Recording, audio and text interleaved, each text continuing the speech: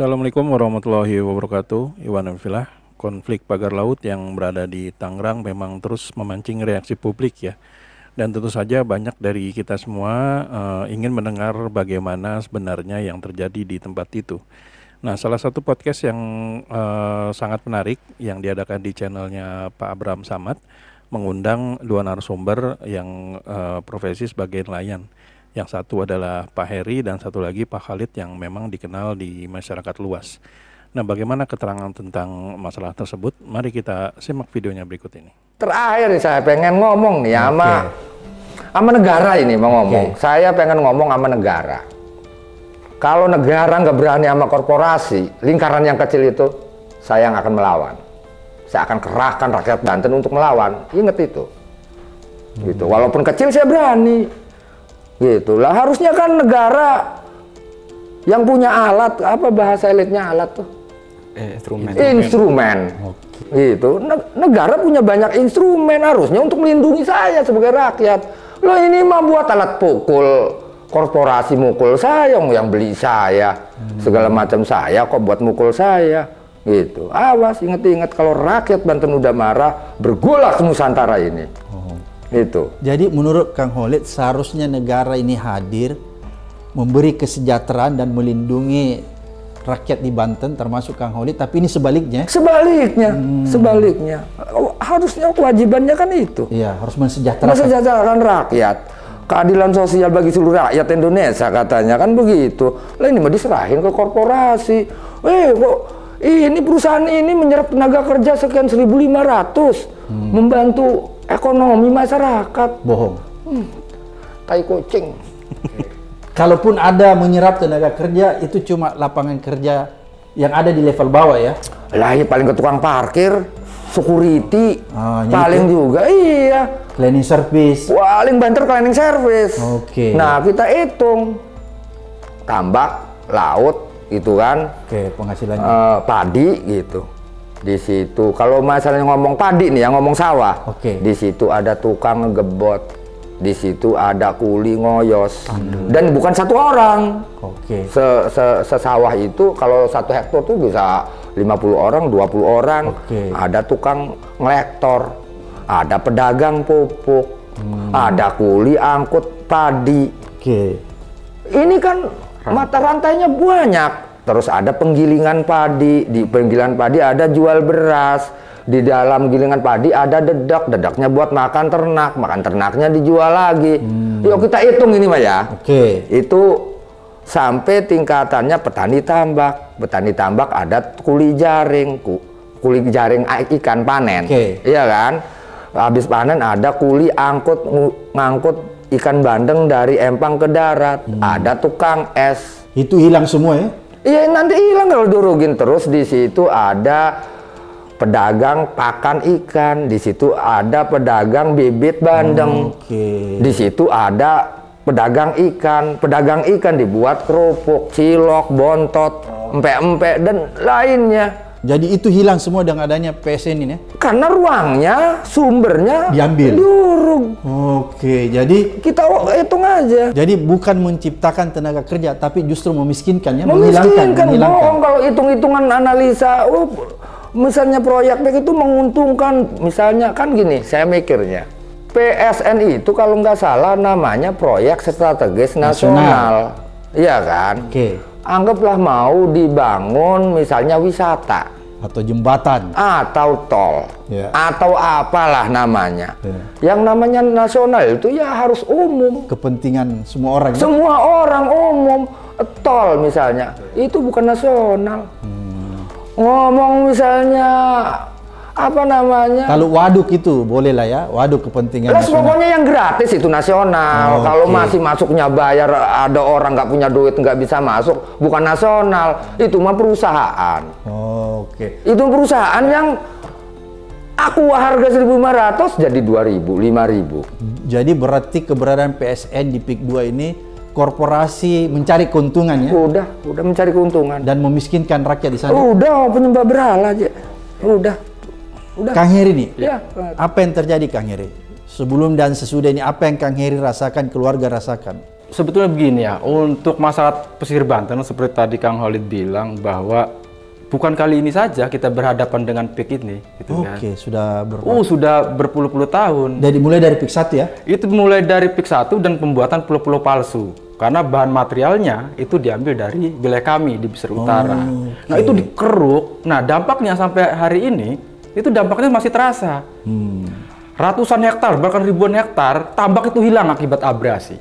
Ya kan, terumbu karang rusak dan juga akhirnya laut kami di pesisir utara Banten itu keruh. Karena ketika penambangan pasir laut, kantong-kantong lumpur yang ada di dalam itu pecah. Artinya deritanya sudah dirasakan. Oke. Tahun 2016 kita selesai dengan gugatan. Kita menang. Akhirnya pulau-pulau palsu itu tidak dilanjutkan. Tangerang juga pada waktu itu dia ingin membangun 3 pulau. Kita juga protes pada waktu itu, setelah dikaji dia tidak memiliki dokumen KLHS, gagal juga gitu kan. Nah, setelah kita tenang, artinya saya berbudaya rumput laut, teman-teman ya menikmati gitu kan atas kemenangan-kemenangan kecil kita gitu kan. Lah ini tiba-tiba ini ada gelombang baru. Awalnya kita itu tahunya dari calo-calo tanah yang berkeliaran di Kabupaten Serang. Jadi didahului dan calo-calo. Calo-calo tanah dulu, dia menyebarkan rilis blok-blok mana yang akan dibebaskan, sampai dari mulai pesisir sampai ke persawahan bahkan kan. Isunya ini PIK 8, PIK 9, PIK 10 untuk Kabupaten Serang. Saya mencoba untuk ngobrol sama Kades gitu kan, cari informasi bahwa Kades-Kades sudah diundang ke sana ke PIK gitu kan. Nah, saya berpikir strategis apa sehingga kemudian ini akan menggusur ruang hidup, ruang penghidupan masyarakat gitu kan, dan akan menggusur dan mengusir warganya gitu kan. Kita cari informasi karena pada waktu itu tidak jelas batas-batas PSN PIK ini atau PIK yang di PSN ini itu tidak jelas batasannya di mana. Tetapi semua mengatakan ini PSN PIK, PSN semuanya gitu kan. Sehingga jadi seolah-olah PSN ini adalah stempel yang kemudian ini menjadi apa ya? Kayak alat untuk menggusur. Secara hukum dia seperti kebal hukum, gitu kan? Bisa melakukan apa saja. Bisa melakukan apa saja. Sampai kemudian ini proyek negara, kamu mau tidak mau, ini harus dijual kan gitu. Nah, akhirnya kita mencoba untuk mencari informasi karena yang sudah terjadi itu di Kabupaten Tangerang. Kalau saya kan di Kabupaten Serang. Ya kan? Kita mencari informasi ke Kabupaten Tangerang. Nah, kami menemukan ada pagar-pagar. Pagar laut ini. Pagar laut tuh, gitu kan? Kalau Kang Khalid sih karena dia pakai perahu gitu, nelayan perahu. Kalau saya kan budidaya rumput laut gitu kan. Kita tanya ke nelayan, ini pagar-pagar apa kan kayak gitu kan. Siapa yang pasang? Siapa yang pasang gitu kan. Nah, setelah itu kita tanya ke yang ini katanya untuk Agung Sidayu. Ya kan? Sama ininya pekerjaannya itu untuk Agung Sidayu katanya untuk proyek PIK. Nah, akhirnya kita audiensi lah sekitar awal November apa Oktober lah kita audiensi ke Agung Sedayu. Bukan. Ke pemilik ininya dulu dong. Artinya ruang hidupnya dong ke DKP. DKP provinsi. Karena kan laut dan pesisir itu wilayah dia. Kita mencari informasi ke DKP provinsi. Lah, ini untuk apa kan kayak gitu kan? Lah, DKP provinsi bilang bahwa itu ilegal itu. Gitu kan. Kenapa nggak ditindak gitu kan? Nah, DKP bilang kita tidak punya wewenang untuk menindak, gitu kan. Kita wewenang kita cuma melaporkan, melaporkan ke atas.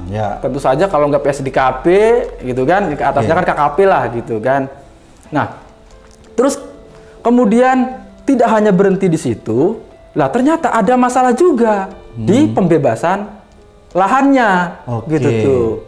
Lah. Di pembebasan lahannya itu ternyata di situ ada sungai-sungai yang diuruk. Bahasa ini sungai akses publik, gitu kan? Itu diuruk ya? Itu diuruk untuk akses jalan. Ada kemudian tanah bengkok milik desa Kerunju itu juga diuruk. Nah, tidak tahu ini apakah dijual atau kayak gimana kita juga nggak tahu kan, gitu kan? Tapi yang jelas, satu, ketika sungai ini diuruk, maka dia tidak bisa mengairi tambak karena itu sirkulasi air tambak kan kayak begitu kan, sampai ada kemudian yang sudah dikasih bibit mati bibitnya karena salinitasnya tinggi, tidak ada sirkulasinya gitu kan. Terus kemudian pertanian juga tidak bisa diairi karena irigasinya mampet. Lah mereka teriak gitu kan, ke lurah tidak ada solusi, jadi tidak berdaya gitu kan. Itu kondisinya. Belum lagi sepanjang pembuatan akses jalan ini, itu ada kasus di mana padinya sudah mulai tumbuh, diuruk, Pak. Padahal sudah mulai tumbuh ya? Sudah tumbuh. Nah, itu tidak pernah ada konfirmasi sama pemiliknya. Jadi biar siapa nih pemiliknya, kalau teriak berarti itu pemiliknya. Iya. Dibawalah kemudian ke PIK. Nangis, dibawa ke PIK, lapor ke lurah, dibawa ke PIK. Di PIK dikasih makan, dikasihlah DP 30 juta. Yang sampai hari ini itu belum selesai pembayarannya. Tapi lahannya sudah diuruk. Lah, ketika ditanya lu, kenapa artinya diterima? Lah mau gimana? Orang sudah diuruk, kan kayak gitu kan. Sampai ada bahasa bahwa nanti kalau misalnya nggak mau, nanti pihak pengadilan atau kejaksaan nanti yang bayar, katanya gitu. Ya, duitnya dititipkan di pengadilan. Duitnya dititipkan di pengadilan. Nah, itu yang terjadi. Nah, setelah mencuat gitu kan isu ini, barulah kemudian batas-batasnya muncul. Ternyata PIK yang kemudian dijadikan PSN itu hanya 1.754 atau 55 hektar. 55. Di mana 1.500-nya itu dia pakai hutan lindung. 254 atau 255-nya dia pakai tanah masyarakat. Nah, ini yang bermasalah nih. Gitu kan. Nah, ternyata atas nama stempel PSN ini dia merambah kemana-mana. Gitu kan. Seolah-olah ini semua stempel sakti. Ya. Terjadi kemudian di Kohot, di Kosambi, di Kemeri, Pagedangan Ilir, Keronjo, semua bermasalah. Pembayarannya, model pembayarannya itu hanya DP-DP. Yang sampai hari ini banyak yang belum selesai pembayarannya. Karena model pembayaran lewat layar-layar kayak gitu, Pak. Anunya. Tidak langsung ya? Tidak langsung. Jadi, ada calo-calonya? Calo-calo tanah dulu, kan kayak gitu kan. Calo-calo tanah, kemudian perantaranya lagi ke PT. Ada PT Kuku, ada PT Mutiara. Macam-macam dia buat ya? Nah, macam-macam dia buat ininya sebagai layar-layarnya. Cangkang-cangkangnya. Oke. Setelah ini dicuci bersih gitu kan, kalau ngomong money laundry, apa namanya? Laundry kayak gitu kan. Baru ditransaksikan nih. Kepik itu kan. Cuma sampai hari ini yang baik yang sudah diuruk maupun yang belum itu belum selesai permasalahan itu. Dan negara itu tidak pernah hadir di situ, ya kan? Semua takut loh mau melaporkan kemana kan kayak gitu kan, ke aparat yang berwajib juga tidak ada pernah ada solusi kan kayak gitu kan, sampai ada kemudian yang adiknya itu menjabat jaksa lah di Tangerang. Harusnya kan kuat lah ada orang yang jabatan kan. Takut juga. Ancamannya apa? Mutasi. Kalau misalnya sampai ini, jadi akhirnya ya sudah dijual saja. Jadi berarti warga di wilayah itu sudah ketakutan semua ya? Ketakutan untuk wilayah Tangerang. Nah, baru kemudian setelah ini viral, bibit-bibit perlawanan itu mulai muncul. Kan kayak gitu kan.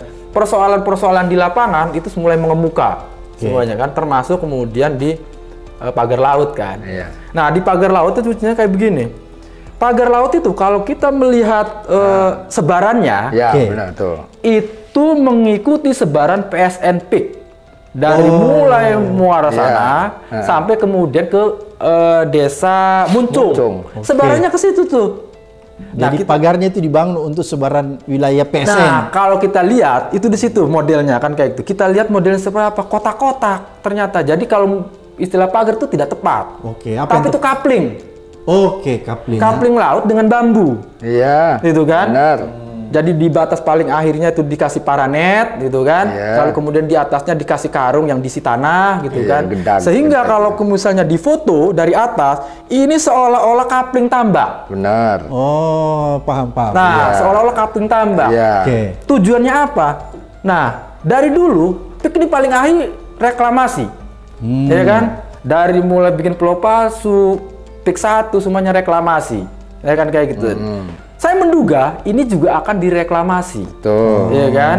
Indikasinya apa? Ternyata di dalam coupling-coupling itu BPN Tangerang sudah mengeluarkan 300 SHM baru di laut. Di laut ya? Di laut. Iya. Dan itu kan nggak boleh. Iya. Kayak begitu. Bahkan kemarin ada info setelah Ombudsman sidak. Kemarin Ombudsman sudah ke sana kan? Ombudsman ke sana. Oke. Ada yang ngasih ternyata di Desa Kohon di lautnya itu terbit HGB. Iya. Ya kan? Nah, cuma kita mau kejar itu HGB-nya atas nama siapa nih? Atau pasti kalau HGB badan usaha dong nantinya, gitu kan, yang mengeluarkan. Nah, ini juga ngeri juga kan kayak begitu kan. Nah, jadi di situ memang akan ditransaksikan, ya kan? Akan jadi laut, kemudian girig-girignya dikumpulin. Karena di kalangan calo tanah itu laku surat-surat yang tidak ada lahannya, yang sudah habis kena abrasi, itu laku 8.000 per meter. Semaunya. Kalau yang beredar itu 8.000. Oke. Nah, ternyata tujuannya adalah itu, gitu kan?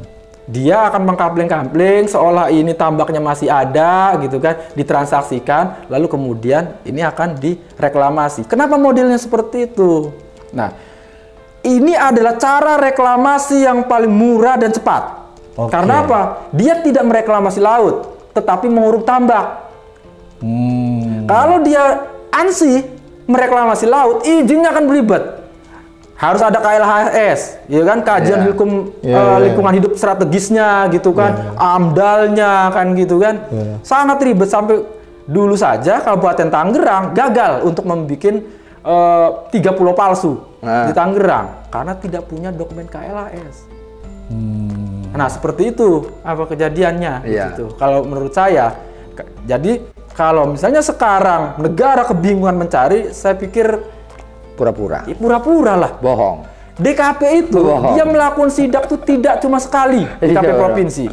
Dari mulai 7 kilo disidak, ya kan? Lalu kemudian setelah disidak itu tahu tidak ada izinnya, ya kan? Berhenti sebentar, jalan lagi, gitu kan? Sampai 30 kilo.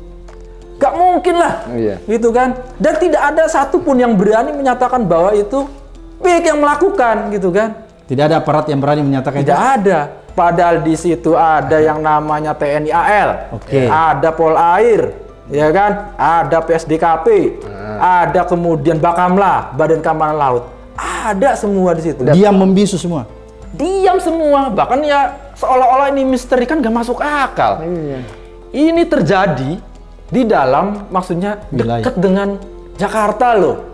Iya kan, dengan pusat pemerintahan lo dekat gitu tuh. Bagaimana yang ada di perbatasan sana, pelanggaran-pelanggarannya? Seperti di Rempang. Ya, di Rempang atau pokoknya yang jauh dari inilah gitu kan. Bagaimana? Ini aja dekat tidak Jakarta. Tahu, apalagi yang di luar sana. Berarti kan mereka nggak kerja, ya kan? Ya, itulah tadi penjelasan dari para nelayan ya, yang diwakili oleh Pak Heri. Setelah itu juga ada Pak Khalid yang memang sudah kita kenal dan semakin sering penampilannya di layar kaca ya. Nah, jadi di sini bisa kita lihat, kita bisa dengar bagaimana awal mula sehingga para nelayan ini akhirnya meluapkan amarahnya dan emosinya pada kasus pagar laut, di mana memang ya tidak main-main ya. Di sini memang sudah ada penekanan, sudah ada intimidasi dan juga kriminalisasi. Sehingga mau tidak mau, melawan atau tidak melawan, para nelayan ini sepertinya ya tetap akan seperti itu gitu loh, tetap akan terus seperti kata Pak Khalid ini akan terus miskin, tidak akan pernah sukses. Jadi kalau memang pilihannya tidak ada lagi antara melawan dan tidak melawan, sama-sama akan terus seperti ini, maka ya mendingan melawan daripada menyerah. Karena memang itulah jiwa-jiwa dari para masyarakat Banten menurut kata Pak Khalid. Bahkan beliau juga menegaskan kalau memang negara ini segan, kalau tidak mau dibilang takut, maka dia yang akan maju bersama rakyat Banten. Nah, gimana kira-kira menurut teman-teman semua? Apakah apa yang dikatakan Pak Khalid tadi memang sesuai atau memang harus ada yang sepertinya harus dilakukan selain daripada memang sekedar emosi dan melawan tidak jelas? Kalau misalnya teman-teman ada usulan, silahkan tuliskan di kolom komentar ya. Nah, jadi sampai di sini dulu Eden Project. Memang kami ada salah kata atau salah data, kami mohon maaf. Wabillahi taufiq wal hidayah. Wassalamualaikum warahmatullahi wabarakatuh.